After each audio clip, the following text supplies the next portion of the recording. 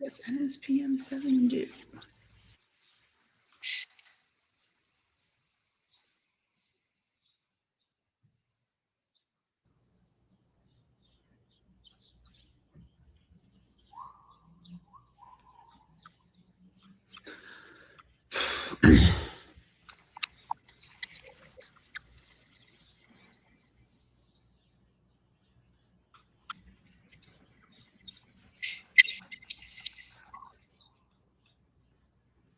Hello, everybody. I'm Murtaza Hussain. I'm a national security journalist at Dropside News.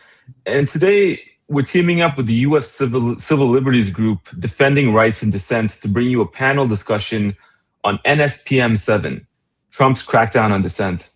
Now, if you haven't heard of it, NSPM-7, or National Security Presidential Memo 7, is a presidential memo issued by Donald Trump in September 2025 in conjunction with an executive order that designated Antifa as a domestic terror organization.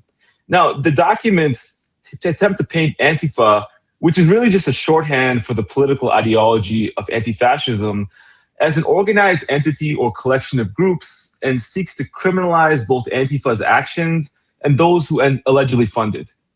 These documents together outline a plan by Trump to effectively persecute and prosecute the activism of political adversaries across the United States, directing the FBI to use Joint Terrorism Task Forces, or JTTFs, to deputize local law enforcement to join the federal agency's investigative efforts. We've already seen NSPM-7 in action as anti-ICE activists protesting the Prairieland Detention Center in Texas have been convicted on charges of supporting terrorism and who now await sentencing. Today, we're very fortunate to be joined by three experts to discuss NSPM-7, the legacy of repression it builds upon, and how it will continue to be used in efforts to effectively dismantle opposition advocacy in the United States under Trump and potentially beyond. So, our three guests today, we're very fortunate. We have Chip Gibbons, who's the policy director at Defending Rights and Dissent and author of the forthcoming book, The Imperial Bureau, the FBI, Political Surveillance, and the Rise of the U.S. National Security State. Chip has written about NSPM-7 for Dropsite, and his reporting and analysis is also featured in The Guardian, The Nation, Jacobin, and elsewhere. We also have Spencer Ackerman, who's a Pulitzer Prize and National Magazine award-winning reporter. He's covered the war on terror almost from its inception. And his latest book, Reign of Terror, How the 9/11 Era Destabilized America and Produced Trump, won accolades across the U.S., including an American Book Award in 2022. Ackerman is a contributor to Zeteo and publishes a great newsletter called Forever Wars. And finally, we have Terry Albury. Terry is a former FBI agent who exposed extremely xenophobic profiling and other abusive practices at the FBI's confidential informant program, and he was sentenced to 4 years in prison in 2018 for being a whistleblower on these abuses. He's a 17-year veteran of the FBI, and he's been speaking about these internal corruption and other issues since his release in 2020 and thereafter that. And myself, I'm a journalist at Dropsite and co-host of the podcast. And, I'm really glad to be here with all these three people I admire very much. And we're looking forward to having a great conversation. And I want to start with you, Chip. Chip, you've actually written for Dropsite before about NSPM-7, and you described it as basically a blueprint for Trump to crush any form of amorphous opposition or a flexible definition you can use to implement an authoritarian playbook. Can you tell us exactly what NSPM-7 is in practice and what it may mean for the FBI and other agencies going forward? So NSPM-7, or National Security Presidential Memo, Memorandum 7, officially is about countering domestic terrorism and organized political violence. It creates this narrative that incidences like the killing of Charlie Kirk or attempts to kill Mr. Trump or Brett Kavanaugh are the direct result of organized left-wing movements, and that these movements, by criticizing people in vociferous terms and exercising their First Amendment rights, sort of have some sort of moral culpability for third-party actors who engage in lamentable violence. And I just want to say that that narrative has been with us since at least slave owners tried to suppress the abolitionist movement, and was continued on through the robber barons trying to crush labor organizing, through the Hoover era attacks on the anti-Vietnam War movement. So not very new. And in order to sort of carry it out, it sort of calls on each of the main anti-terrorism units within the American government. It gives the Attorney General the command to create a list of domestic terrorist organizations. I would point out that that list is statutorily meaningless. There are designations for foreign organizations that carry great weight if they're designated, but that's not the case with the domestic. He also has to develop guidance to identify patterns, recurrent motivations, and other indicators common to organizations that engage in these activities. It calls on the Secretary of Treasury to do things, the IRS Commissioner to do things. But the big piece here is the FBI Joint Terrorism Task Forces, which is this FBI terrorism bureaucracy, which expands the reach of the FBI by essentially deputizing local police to carry out FBI terrorism investigations. And the document, a lot of the language about left-wing extremism is not new. They've been using it for 25 years since they tried to explain the World Trade Organization protests were anarchist terrorists, a very not great claim. But it's different from other documents in that it is explicitly putting the onus on the left, because as we've seen with the counterterrorism strategy, any sort of focus on white supremacist violence is politicization and weaponization of the government. Any failure not to go after the left is also apparently weaponization. And the role of the Joint Terrorism Task Force is it allows these sorts of local police who act as FBI agents to investigate individuals for terrorism. And it's important to note that the FBI operates under the loosest guidelines for terrorism investigations since the Church Committee. The current guidelines are very clear that the FBI cannot wait for leads to come in through the actions of others, but must be vigilant in detecting terrorist activities to the full extent permitted by law, with an eye towards early intervention and prevention of the acts of terrorism where they occur. That's the guidelines. And you see this rhetoric throughout the document about neutralizing or disrupting or preventing these types of actions before they happen. And the FBI Joint Terrorism Task Force agents can open a type of investigation called an assessment, which does not require a reason to believe the person is engaged in a violation of federal law or a threat to national security. The FBI is a hybrid agency. It investigates both threats to national security as well as violations of federal law, as well as engages in foreign counterintelligence collection. That's different from other countries where law enforcement and intelligence are strictly segregated from one another. And these agents can go out there and look at people basically preemptively, and they're told that certain ideologies, anti-Christian, anti-American, extremism on gender, that's my favorite, extremism on gender, because I have no clue what that is. And I don't think the sort of sheriff's deputy from Boise, Idaho, who's now been deputized as an FBI agent or FBI task force officer, can tell you what that means either. So they're told to go out and look for terrorists before they strike. They don't have to have evidence they're engaged in terrorism, and they're told to look for people with these very vague ideologies. And this is a recipe for political policing, I would say. Yeah, that's really alarming, Chip. And I want to ask you a follow-up question. Can you explain what the JTTFs are and what role they play in this sort of a matrix of law enforcement organizations? Yeah, so the JTTFs are Joint Terrorism Task Force that are run by the Federal Bureau of Investigation. They are all over the country. I have somewhere in front of me in about 10,000 tabs the exact number of JTTFs, but I can't find that now that I need it. There's 4,000 members of the Joint Terrorism Task Forces, with 55 field offices having one. And those 4,000 members are not just FBI personnel, but they're task force officers to more than 500 state and local agencies and 50 federal agencies. And when those individuals operate as task force officers, they typically follow the FBI guidelines I was reading to you. And that's very significant because the FBI guidelines are so loose for a lot of local police. By following them, they are breaking local law, because local law does not prohibit, or does not local law prohibits the broad suspicionless investigations the FBI engages in. So it dramatically expands the power of the FBI because they have all these different people they wouldn't have. It creates people who can operate under loose guidelines. And there are 55 field offices with 4,000 people all over the country. They're told to go find terrorists, right? And in a lot of these jurisdictions, there's probably not a lot of what you or I would call terrorism. So they're told to go find the terrorist before they strike. And the terrorist is someone with extreme views on gender. So you get this sort of real opening of the door for abusive preventive investigations, just in terms of lack of other activities to do and a mandate to do something, the loose nature of the guidelines, and the personal bias of the individuals carrying them out. They're very nightmarish.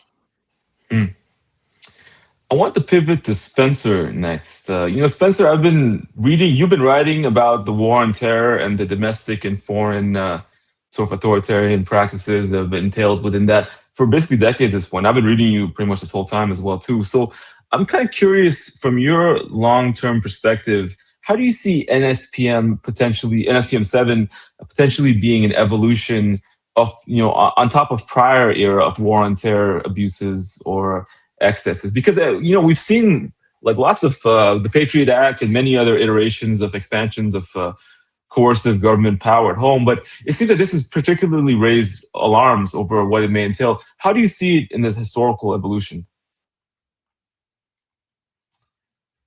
Oh, I think I can't hear you, Spencer.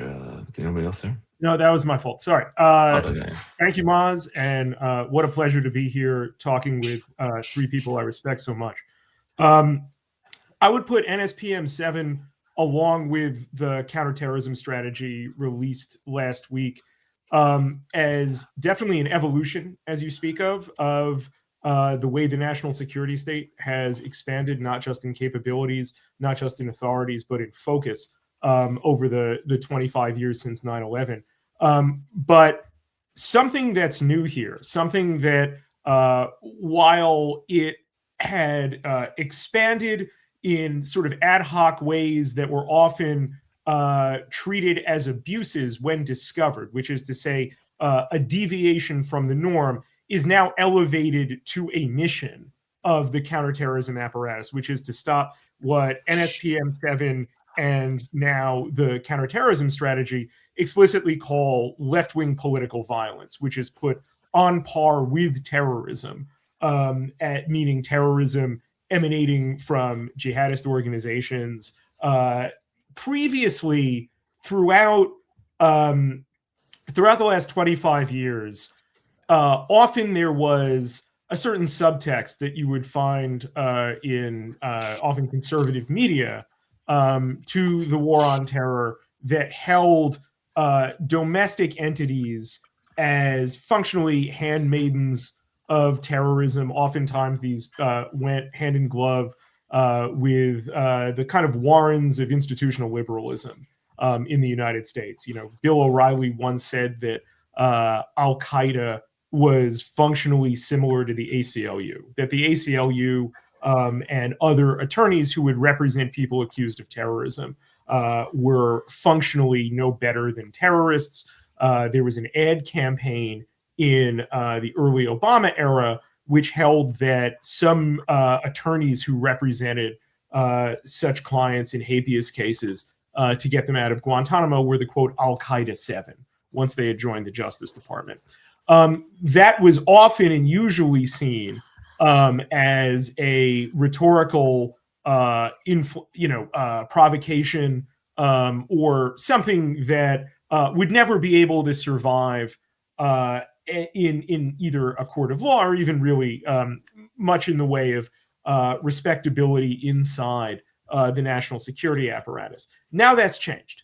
This is something that represents a maturation of this impulse, particularly within the quarters of the Trump administration that really cut their teeth through the wing of post 9/11 entities on the right and institutions that held that Islam was the just focus of the war on terror rather than any discrete jihadist entity or actual act of violence. Oftentimes, those people were, Stephen Miller, the White House Homeland Security Advisor and Deputy Chief of Staff, who started out as a David Horowitz network activist at Duke University, and the NSC's counterterrorism director, Sebastian Gorka, who is in a great deal of professional military education, particularly, I believe, at Marine Corps University, and had oftentimes lectured before special forces and FBI audiences, that basically made the same civilizational argument that looking at, say, ISIS or Al-Qaeda was ultimately a self-defeating category error when the problem was Islam broadly. Now that is ensconced within the directives instructing the counterterrorism apparatus about where its focus ought to be. This definitely had precursors, many of which, Maz, you have definitely written about. One of the most important stories to emerge from the Edward Snowden trove, which you and I have both reported on, was one that you did with Glenton Greenwald about 5 specific Muslim civil rights leaders who had come under investigation by the NSA. Here we have within the grants of authorities under SPM-7, I should say more the directives to use existing authorities, and as well the counterterrorism strategy, to look at particular elements of standard, very familiar post 9/11 investigative priorities for the violations of federal law related to terrorism. Most importantly, I'm going to read from NSPM-7, for instance, for a moment. All federal law enforcement agencies with investigative authority shall question and interrogate within all lawful authorities individuals engaged in political violence or lawlessness regarding the entity or individual organizing such actions and any related financial sponsorship of those actions prior to adjudication or initiation of a plea agreement. Among the crimes specified to be prioritized is one of the most important counterterrorism authorities there has ever been. We know it, I'm sure Terry can talk a whole lot more about this, as 2339 or 2339. All of the authorities that go under material support for terrorism, which is primarily supposed to look at foreign networks and their connections to domestic organizations or entities. So now the door is open for, once these organizations are held as terrorism entities, and a designation that apparently stretches over to quote unquote left-wing political violence, now you can investigate them potentially for ties to existing designated foreign terrorist organizations. And then you basically have the seeds of a material support charge against them, or even just a pending investigation against them. With the Section 702 reauthorization this year, you can really expect to see a tremendous amount of NSA and FBI authority going into looking at, and even I would imagine, given the attenuation between these groups and material reality, stretching the relationships between such groups and such banned entities overseas. One of the things that the National Counterterrorism Strategy just released talks about is a focus on looking at, I'm reading now, new and deepening alliances between the far left and Islamists, i.e. the Red-Green Alliance. That is something of a conservative meme that attempts to kind of tie together sort of everything in the conservative imagination, at least maybe the far right imagination might be more accurate to say, that they find obnoxious. It definitely builds upon the legacy of association that the war on terror incubated. But if it means anything specifically, the idea of an international red-green alliance, what that means is the coalition in favor of Palestine. What this means is that you can definitely expect organizations within the United States, overwhelmingly they're on the left, but not exclusively, who organize, demonstrate, raise money for, and support the cause of Palestinian liberation to now come under heightened and rather substantially empowered federal scrutiny. Chip made the excellent point about how you can see seeds of this stretching back to slave catching days. I would definitely include that while we do have these designations indicating that we've reached a new phase, a turn of the ratchet in the war on terror, it might be more accurate to speak of this as a restoration of the FBI to, specifically the FBI, to its form. And many times throughout the war on terror, people have kind of, particularly on the left and particularly in security circles, have kind of played the kind of parlor game of, is it COINTELPRO yet? Meaning, is this a full and wide-ranging investigation into domestic political dissent? And I think, we are looking at something that indicates we're in that now. It might look differently than COINTELPRO. It might not have the same focus as at COINTELPRO, but it has some really alarming overtones of that. And I'll end with this one because I found it so striking in the way that it recalls COINTELPRO. In the counterterrorism strategy, the section that begins the goals of our counterterrorism strategy, this is the mission statement it puts out. The mission of the counterterrorism structures of the U.S. government is to identify those groups that have the intent and capability to plot attacks against Americans and then neutralize them. People who are familiar with COINTELPRO, whether that was a specific call out or an astonishing and revealing coincidence that speaks to certain recursions in the American right-wing mind, will immediately think of a line that's probably most famous for being sung by Zach De La Rocha of Rage Against the Machine on their song Wake Up. And that goes, through counterintelligence, it should be possible to pinpoint potential troublemakers and neutralize them before they exercise their potential for violence. And that's from a 1968 COINTELPRO memo that's talking about Martin Luther King. And I'll leave it there. Thank you. Yeah, I wanted to get to discuss more of that counterterrorism strategy later because it's such a important sort of guidepost. And Spencer, you're right. You spent so many years thinking about people like Sebastian Gorka, the extreme fringe that you'd like to keep out of these institutions. Now they're setting the strategies, they're writing the documents and so forth. Not like the status quo was good before either, but the Overton window, so to speak, has really moved considerably, and it's maybe not done moving. Next, I want to go to Terry. And, Terry, for those who don't know Terry's story, I do recommend people look him up and Google him and read up on him because he really made a sacrifice on moral grounds and the word I'm looking for here is like integrity, to expose some of the most egregious abuses that the FBI was involved in, kind of the institutional cultural rot and so forth, taking place in the FBI in Minnesota during a certain period in history. And, Terry, you have been a whistleblower and you sacrificed for that. And you're still someone who is deeply knowledgeable about the evolution of the FBI over the years.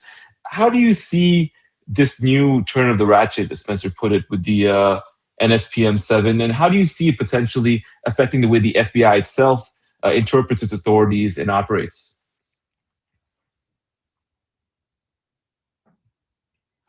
Oh, I think Terry can't hear you, actually. Maybe, yeah. Try now. Can you guys hear Terry?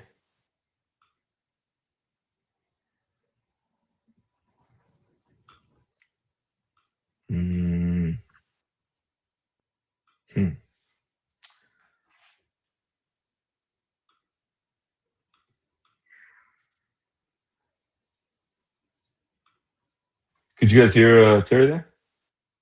No. Terry, you're muted. Is it possible to turn off your mute? Let me see if I could.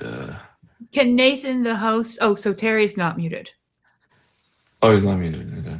What Nathan is the wonderful person who does all this work up behind the scenes. What about now?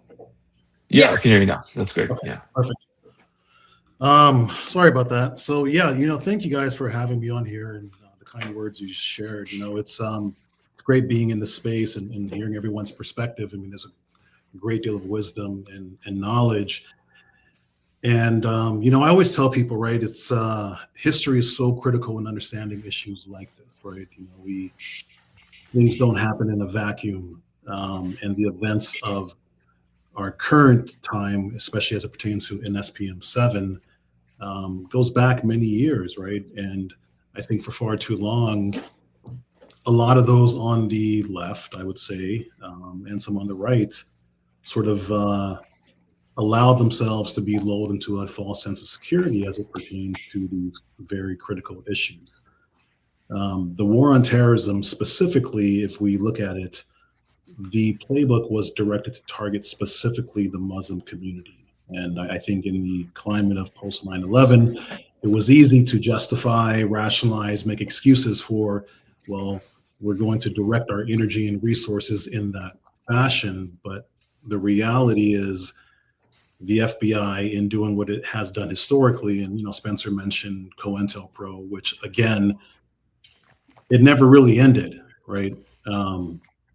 There was reform on some level, but the FBI will hold true to its original pattern, its identity, what it was built to do under Hoover, right? Which is to be a secret internal police to target and silence those who dissent and those who have views that run in opposition to the narrative of the empire.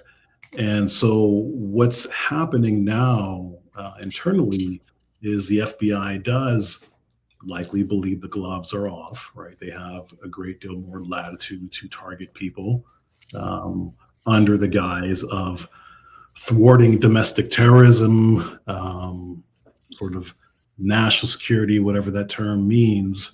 But this new memorandum will open the floodgates, right? And we've seen some already. The targeting of the Southern Poverty Law Center, right? The case in Texas. You've seen countless videos of people being visited by FBI agents where they post these encounters online. But you're going to see a climate now where speech will be increasingly criminalized. Thoughts will be criminalized, right? As Spencer mentioned, the Red Green Alliance, right? Those who shout for a free Palestine. Well, the FBI has always sort of had this ideology that, some young kid from Ohio or Nebraska, there's no way that they would even endorse such a view unless there was some element of a foreign adversary, right? Or Russia is somehow behind the scenes pulling the strings to direct this type of behavior, which is such a farce, right? We don't need Russia to tell us that we would like a free Palestine, just in the same way we don't need Russia to tell us that racism exists, right? That structural inequality exists, that there's institutionalized discrimination on a broad scale that's baked into this country. And so I think what we're going to see now is just an intensification on a much larger scale of the war on terrorism. But as it evolves into the current climate, it will be directed to those on the left, right? Those with views that, again, the government, the system finds objectionable for political reasons. Yeah, Terry, in the beginning, we also pointed out that this document refers to this concept of Antifa, or just the concept treating it as a group and so forth. How does that flexible and amorphous definition potentially lend itself to a broadening of, broad interpretation of who can be targeted by these measures? Because it's interesting. Like you mentioned, the change of climate over time. Like when you're in power, your sense of who's your enemy can evolve quite a bit based on who's antagonizing you at the moment. Do you see that this definition, maybe others contained in the document, could expand the ambit of who is targeted by these measures, who's interpreted as a subject for law enforcement surveillance or scrutiny? Yeah, it's going to be quite broad now. And as the indicators, right? Because in a federal terrorism case, right, you have to meet the elements of the crime, you have to meet certain thresholds, right? And so it's clear in articulating who is a threat and what classifies as domestic terrorism. And, I think Chip mentioned at the beginning, sort of, extremism along the lines of gender, extremism along the lines of race, right? The radical notion that women are people, right? Or that bodily autonomy exists, or that if I say things like there is structural inequality within certain systems of this country, that makes me an extremist. But that's just speaking from a frame of experience based on evidence, right? And so I think what's going to happen, or what already is happening, is thought, views, association, values that run counter to the narrative of this country. That you often hear, oh, you must be unpatriotic for saying such things, or you must, be a Antifa, right, which is their new favorite word, will now be used to sort of paint this broad brush against those who, again, challenge and question these things and don't walk in lockstep with the prevailing narrative of the system, for instance, in the current climate, right? Speaking out and saying that Israel is a genocidal apartheid state, right? That is, in some circles, an extreme view, and can, in the FBI's view, coupled with other evidence as they define it, lead to them knocking on your door and asking you a series of questions. Now, hopefully, you're well versed in your Fifth Amendment rights, First Amendment rights, but you assert that right to remain silent because you are under no obligation to speak to the police, the FBI, any government agent. But I think there's a great deal of there's a disconnect in our culture, right, where I think people feel compelled to volunteer more than they should for whatever reason. Yeah, that's a very notable sort of experience. I think that you and I, myself, and Spencer and Chip have seen this in the past as well. Two people feel they're obligated to talk, and they think they have nothing to hide. They should talk more, even, and then they end up incriminating themselves. And really, it's not a crime to decline to speak to an FBI agent. You have nothing wrong. But yeah, thank you so much for that perspective, Terry. Chip, I want to ask you again, actually, too. You're working on a book at the moment that we talked about in the introduction about the broader historical context of the role in the FBI in the past century and abuses and so forth. How do you see NSPM iteratively as an evolution? You talked a bit about it before, but I'm kind of curious, where do you see this potentially going? And based on what you know about the FBI in the past, how may this be a step towards, what is another step towards, and what may we see in the future following this mandate coming into effect? Let me put it in a bit of context. I think Spencer and Terry are both excellent at sort of drawing the historical context and showing how this comes out of the war on terror, especially the fringe part of the war on terror that would sort of argue that like World Bank protesters and Hamas and Al Qaeda were all on one team. I think David Horowitz was big in pushing that. So as I touched on before, this approach is really made dangerous because it's part of the preventive approach to terrorism. And when you say you're going to find terrorists before they strike, and you define the terrorist based on speech, that obviously opens the door to political policing. And I want to take a minute and step back and say, where does this preventative approach come from? After 9/11, John Ashcroft announces that the FBI is no longer a law enforcement agency that prosecutes terrorism after the fact. It's an intelligence agency that prevents it before it occurs. And preventing terrorism, I think we all would like there to be less violence in our world. But where did the doctrine of prevention come from? And I think you really have to understand it as being analogous to the Iraq War. The U.S. was bombing Iraq once every 3 days before 9/11.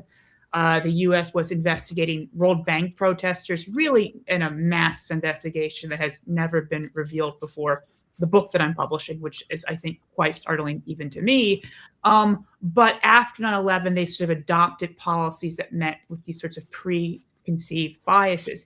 And the FBI had always had prevention as sort of a justification. In the 30s, 40s, 50s, 60s, most investigations were because they were creating lists of people who might be dangerous in the event of a national emergency, such as a war with the Soviet Union. They interpret that quite broadly. COINTELPRO, the neutralization quote that Spencer read, I had that Rage Against the Machine CD in high school, Spencer. I believe it also mentioned prevention, or at least alluded to the concept. But in the 70s, when the FBI comes under fire, there's an attempt to save their intelligence powers, which is largely based on the belief that they had been mandated through executive order the right to investigate subversives. And they start to develop this preventative theory of intelligence.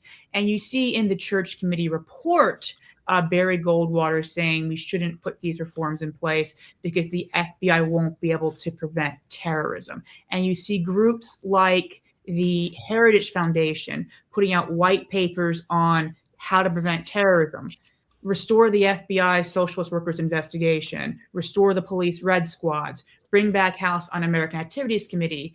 And basically every organ of McCarthyism is now presented as a tool for preventing terrorism. And this is not lost on the left. If you read The Nation magazine in the 80s, or the old articles, not like in the 80s, you see sorts of comments about how in the Reagan years, counterterrorism is being used to usher in McCarthyism. And you saw a new works of scholarship about McCarthyism in the early 80s that also argued in their conclusions this was happening again under terrorism. And a big part of it was through this preventative framework. There's a terrorism subcommittee formed in the Senate in the 80s. It is considered basically the successor to HUAC and a bunch of cranks. But you listen to some of what they say, and they say things like the FBI can investigate you if they think you're committing a crime. The FBI can investigate you if you're an agent of a foreign power. But what about subversive groups that haven't struck yet? I want surveillance. I want prevention. And that mindset was very common in the sort of equivalent to the fringe right that Spencer was talking about in the War on Terror in the 70s and 80s. And after 9/11, that mindset was stripped of its more sort of naked McCarthyite aspirations and adopted as a supposedly politically neutral project. I would argue it never was. And what we see with NSPM-7 is the McCarthyite origins of contemporary counterterrorism, this attempt to salvage the organs of McCarthyism after the Church Committee, after the Watergate, with this new framework of preventative counterterrorism, is becoming exposed or just returning to its roots as sort of blatant political policing. So I would argue it's sort of a mask off moment. Yeah, Spencer, I was thinking about a lot of your reporting over the years and the things we've been covering since like 2001, just the gradual expansion of this surveillance state and kind of the warnings that many people, including yourself, have issued over the years that these practices deployed abroad would inexorably come to be, governing people's practices at home or legal conduct at home. And it seems that has taken place, like you cannot have been more vindicated. I'm kind of curious how you see NSPM-7, first of all, in the context of war on terror practices abroad, now being deployed increasingly at home, but also how do you see the media's scrutiny of it? Because I have a misremembrance of it, but I remember that we were really trying to raise the alarm about these measures many years ago, whereas NSPM-7, it's kind of maybe the alternative media for the most part has been paying attention to it, but it seems like for the most part, it's evaded the level of scrutiny that I think that it warrants based on what we talked about here. So I'd love to get your perspective on that. Great observations, Maz. I think sort of starting with the media, it's a really very alarming trend that you point out, that it's really been independent media, media that kind of defines itself in opposition to the mainstream media, that has paid this any attention at all. We have to give credit to our colleague, I believe your former direct colleague, Ken Klippenstein, who's done some excellent work on this, really pioneering and at the fore of it, particularly on NSPM-7. Coverage of that has been really sporadic. I haven't really seen much coverage of the counterterrorism strategy at all. I think one of the things that these documents specifically challenge mainstream media on, to a point that mainstream media is often very reluctant to touch, is that it makes a specific emphasis that says there is no ecumenical definition of terrorism that we're interested in. We're interested in left-wing political violence, right? We're not interested, over the last couple years, this started primarily during the first Trump administration under Christopher Wray, his first appointed FBI director. Back during the first Trump administration, and then continuing a bit into the Biden administration, Wray put out new definitions that kind of, in a torturous way, often in a very false equivalent way, put domestic political violence, particularly over race-based political violence, without naming something like white supremacist political violence, as a domestic terrorism focus. One of the reasons this is so torturous is because this is something Chip alluded to somewhat. There's no domestic terrorism law. You can't formally designate and then subsequently ban an organization here at home like you can a foreign terrorist organization. Like, for instance, designations include Al-Qaeda, ISIS, Hezbollah, Hamas, and so on. You can't. There's not equivalent authority in the United States. There were, after January 7th, there were some in the kind of liberal circles of the national security community, for lack of a better term. Mary McCord of Georgetown comes to mind, who talked about needing a federal domestic terrorism law in order to designate certain entities, particularly this was after January 6th, as being terrorist entities. That was never going to happen. I would also argue it's not the right focus. Something like January 6th is the result of compounding political failures that a security response will only inflame. The more important point is that didn't happen. NSPM-7, and especially the counterterrorism strategy that came out last week, pretends that it did, and pretends that the prosecution of people who committed specific acts in furtherance of, on January 6th, intimidating Congress into overturning the results of a free and fair election, was basically the equivalent of declaring the right to be terrorists. And so this instead is its way to entrench all of that. This is just not something the mainstream media wishes to engage in. It wishes to adopt this kind of ecumenicism that doesn't look at who does what violence and why, and in furtherance of what, rather pretending there's a kind of equally distributed quantum of political violence sort of across the spectrum, and that the purposes for which this violence exists additionally are morally equivalent. It's just the idea that well, anyway, not to belabor the point, this kind of ends that, and the mainstream media doesn't really often wish to engage in that because it requires some adjudication of what in fact is real and what isn't in terms of the prevalence of such violence and from what warrants. Ironically, well, I wouldn't even say ironically, but the idea of expanding foreign terrorism organization designations was a misdirected response to the 1995 Oklahoma City bombing. I write about this in my book, Reign of Terror, as a way of deflecting from the entrenched networks of far-right and, in particular, white supremacist and Christian supremacist violence in the United States. The networks of the organizations that support that, oftentimes, and this is a very messy thing, tied into some church structures, which pose real First Amendment challenges to, particularly as an investigative entity. And no one has, I think, for oftentimes very good reasons, very important civil libertarian reasons, not been willing to criminalize those things. But there is also something very foundational about the refusal to consider such violence to be terrorism at all. That is what instead, and particularly over the 25 years after 9/11, America has been much more accustomed to thinking of as counter-terrorist violence, violence that exists against and in counter and in thwart to these things that are in fact, quote unquote, real terrorism.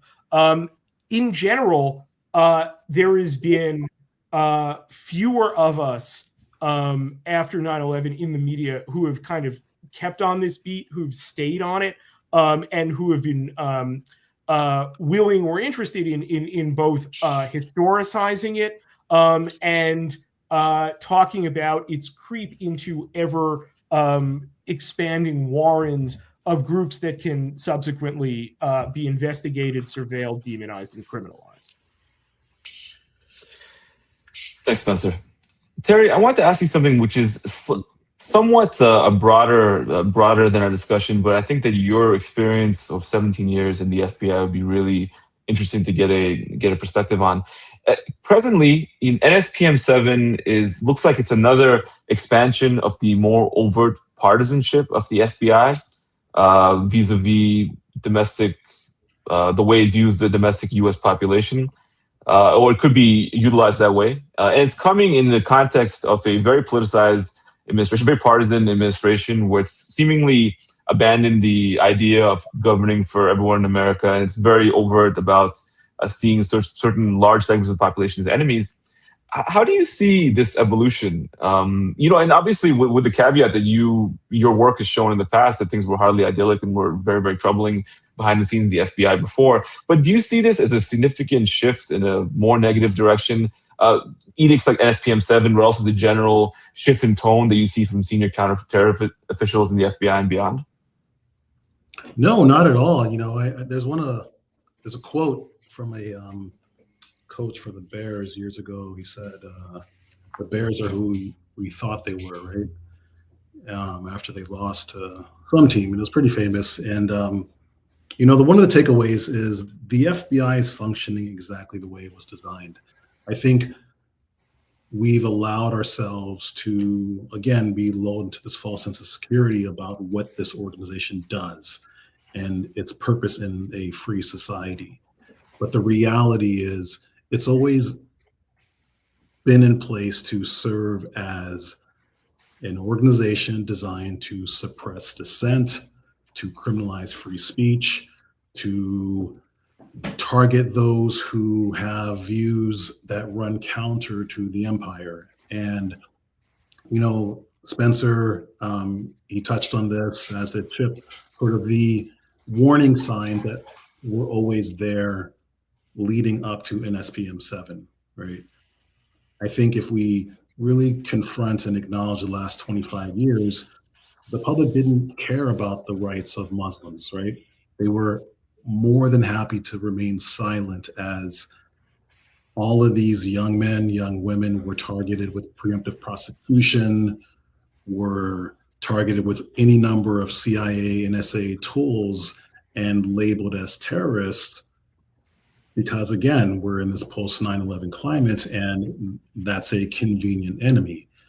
The reality, as we've seen now, and there's a great book by Trevor Aronson on this climate, right, the manufactured war on terrorism, in which he discusses, again, the apparatus that was created and really perfected on this community for many years.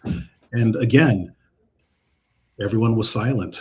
They turned a blind eye and said, that's okay because we trust the organization to do what it does, right? There were a few outliers. There were journalists like those at The Intercept, Spencer in his reporting, Chip in Defending Rights Dissent, others on the perimeter that challenged this, right, and understood what was going on and connected the dots to the larger historical narrative and saw this as COINTELPRO reimagined. But again, there's so many victims that were targeted, right? There's an organization called the Coalition for Civil Freedoms, and they document case after case of people targeted by this so-called war on terrorism. And it's egregious, right? The examples will just astound you again, how people that were innocent, right? And this was a large part of the motivation that drove me to speak out and condemn this activity, right? Because again, it's the Muslim community today. Tomorrow it's going to be another community. And as we're seeing, right, it is the left. It is Antifa, right? Or those who are extreme in terms of abortion or extreme in terms of gender, right? They're being targeted now because the FBI in its warped logic is able to justify and rationalize these tactics along the lines of, well, I am preventing terrorism. So I think to your question again, this is not a surprise. It's not a deviation from the norm. This is the norm, and this is who they have always been. This is who they are, and you should trust them when they tell you this is what we do and these are our objectives. We have a little bit of time left. Some of our participants have a hard out at 8, but in the time we had left, I did want to ask one last question to the panel. What can we do now? NSPM-7 is here, and there's a raft of other. We're only, we have like almost 3 years left of the Trump administration. Tremendous amount more can happen. What can we do to kind of hold together the legal frameworks we have in the time that is there, or resist, or somehow constrain the impact of these measures? I'm kind of curious, and I'll ask Chip to take this last question.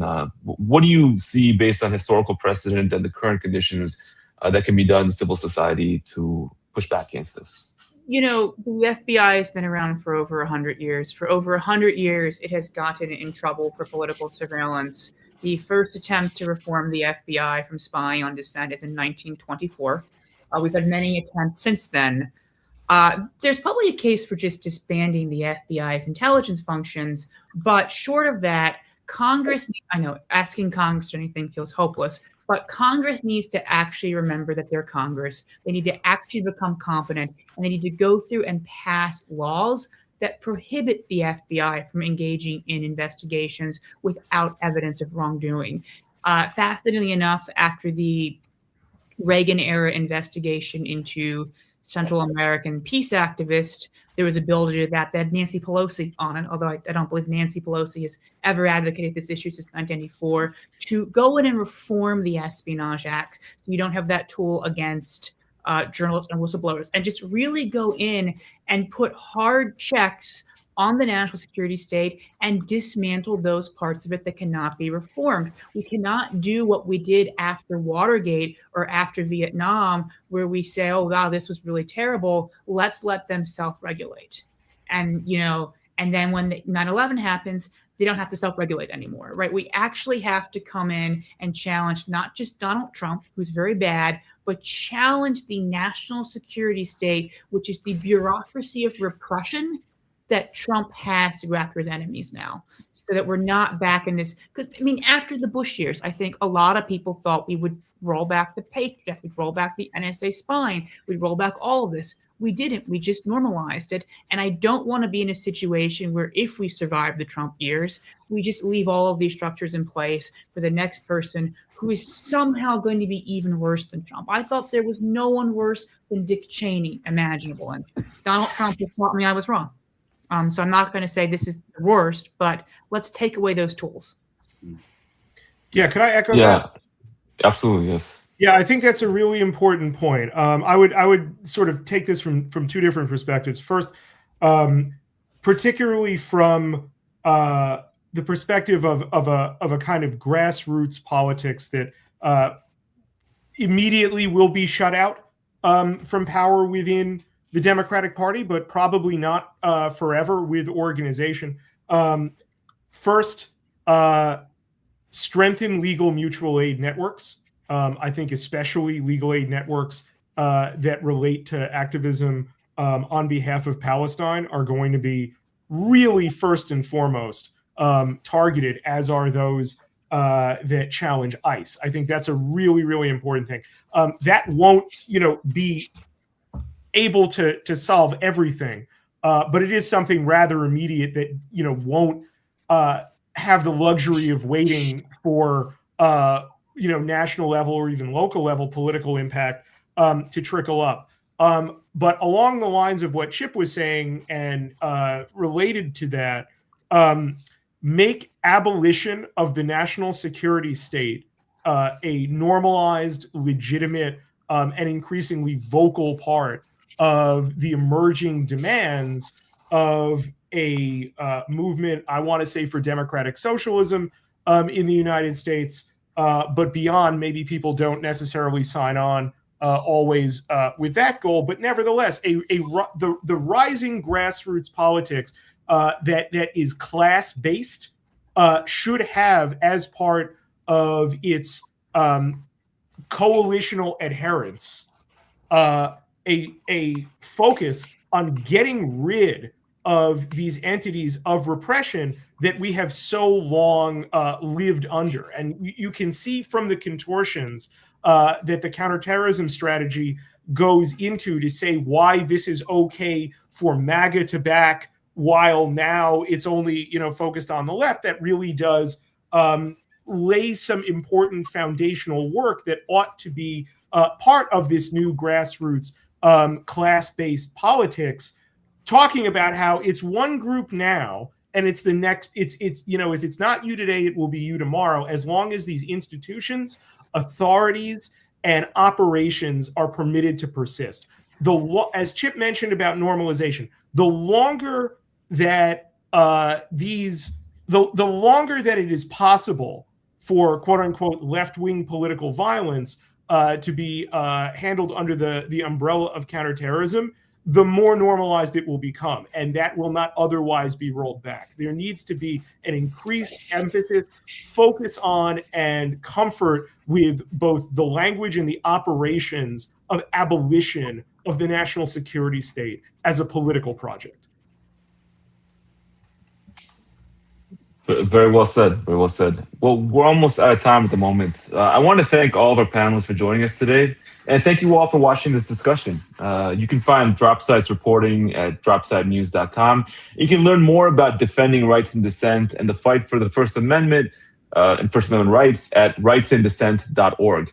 You can support their work also at rightsanddissent.org/donate. I want to thank so much, Chip, Terry, Spencer. It was an honor to be your moderator and to be able to share this time with you. All you guys are wonderful and done so much over the years in different ways to help defend the rights of all Americans, really, and civil rights and human rights here and abroad.